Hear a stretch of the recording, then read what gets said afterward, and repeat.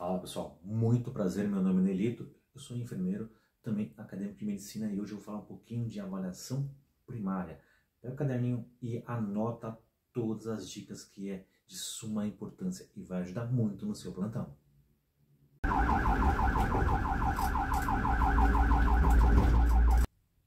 E agora a gente vai iniciar a avaliação inicial do trauma, a avaliação primária do trauma. Bom, que base nós utilizamos? O PHTLS ou o ITLS? Uma das duas referências, tá bom? É comum aqui no Brasil utilizarmos essa referência, tá? O ITLS é pouco citado, mas existe também. O PHTLS ele traz uma referência, uma sequência lógica de X, A, B, C, D e E. E cada letra representa uma atividade que você vai fazer, uma tarefa que você vai fazer no paciente. O X é hemorragia externa grave. Eu vou encontrar hemorragia e eu vou tratar essa hemorragia. Como que eu vou tratar?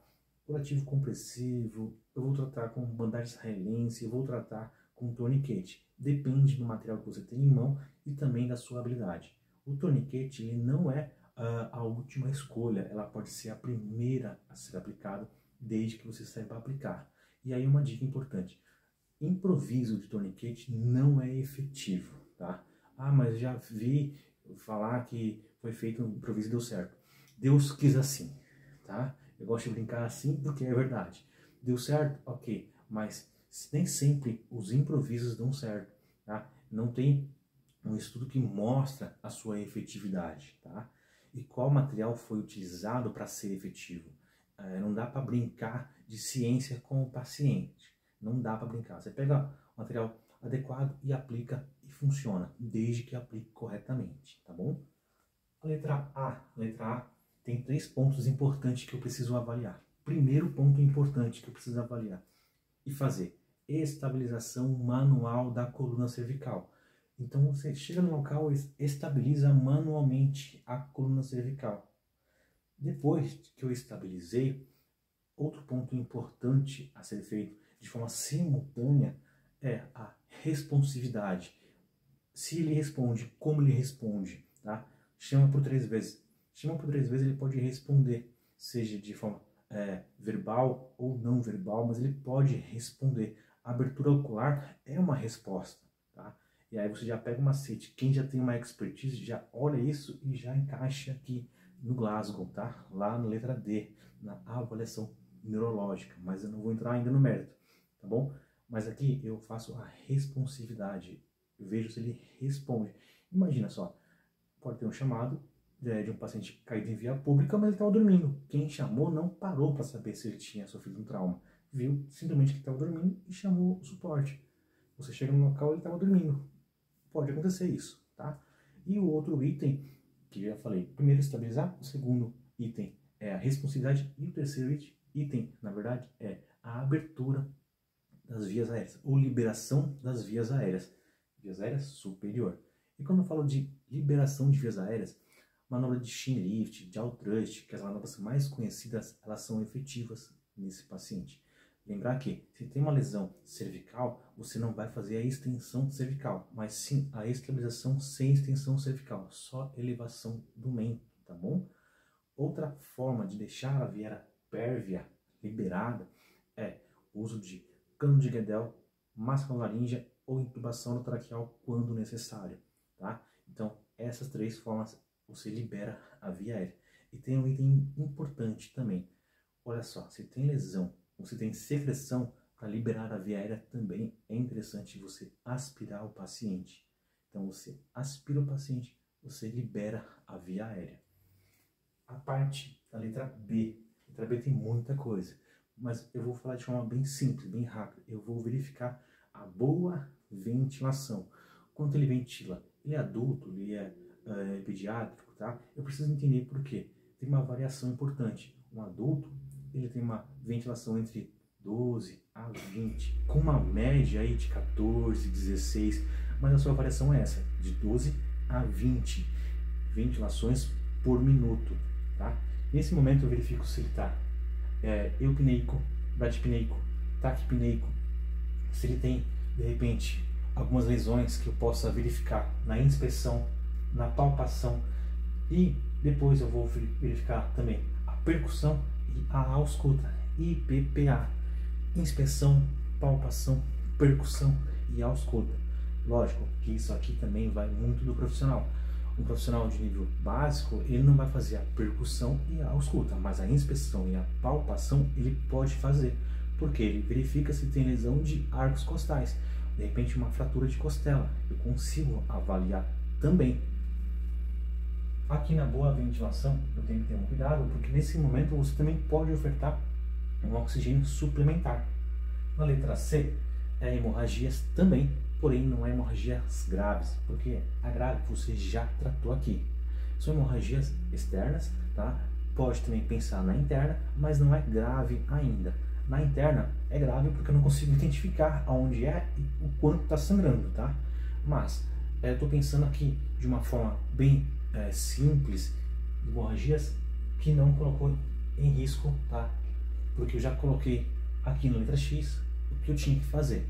E aqui uma coisa importante, é muito comum o profissional pegar o acesso, puncionar acesso nesse momento. É uma regra? Não, não é regra. Mas nesse momento é comum as pessoas já fazerem o acesso, tá? Não está errado no dia a dia. Se você seguir na ordem literária, tá equivocado, você passou um passo à frente. Mas no dia a dia acaba não sendo errado, porque muitas das vezes na rua são poucos profissionais e você acaba antecipando uma atividade. Não quer dizer que está errado. Na íntegra, não está errado. Bom, pensando ainda no C, o que eu posso verificar aqui? HPPP mais 3P. O que é isso? Esse H aqui está mostrando que é hemorragia. Ok, hemorragia muitas vezes pode ser interna. E se for interna, qual local que sangra mais? Eu tenho que pensar o seguinte: locais cavitários.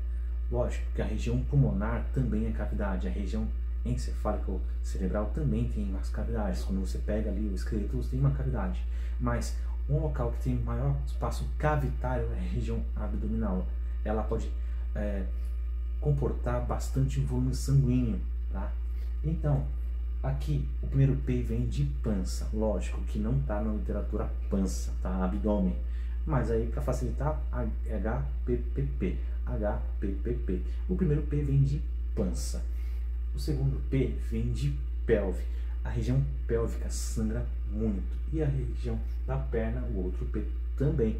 Se você pegar o PHTLS, ele vai falar que a região da pelve, da região de fêmur ali, tem uma média de perca volêmica, se tem um trauma associado, de 1.500 a 2.000 ml. Então, você mostra aí que é importante encontrar o local que está sangrando.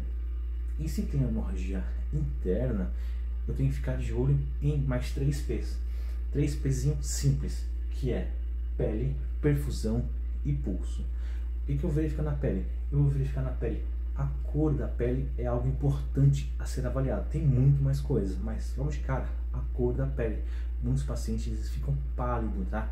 Então mostra aí uma palidez cutânea. Aqui na perfusão você vai verificar o tempo de enchimento capilar, o TEC, tempo de enchimento capilar, que tem que estar menor do que 2 segundos. Alguns livros, deixo isso bem claro, fala que é 3 segundos. A maioria que eu vi é 2 segundos, mas tem literatura que aponta 3 segundos. Para a gente não ficar naquela divergência, mas eu aprendi com 3 segundos. Ok, tudo bem. A maioria fala 2 segundos. E o último, o pulso. Eu verifico o pulso. Eu coloquei aqui uma avaliação do adulto, mas tem que pensar no seguinte, no pediatra também.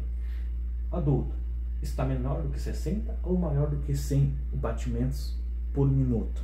Eu avalio isso também porque, com base nesses dados aqui, eu consigo verificar se está num choque hipovolêmico hemorrágico. E a letra D, a avaliação neurológica. Eu estou falando do Glasgow, tá? Existe também o AVDI, que é muito falado, principalmente no AMLS ou no EMPAThy. Dificilmente as pessoas hoje falam no PHTLS, mas no AMLS e no EMPAThy, que são outros cursos, também são outros livros, tá falando do AVDI também.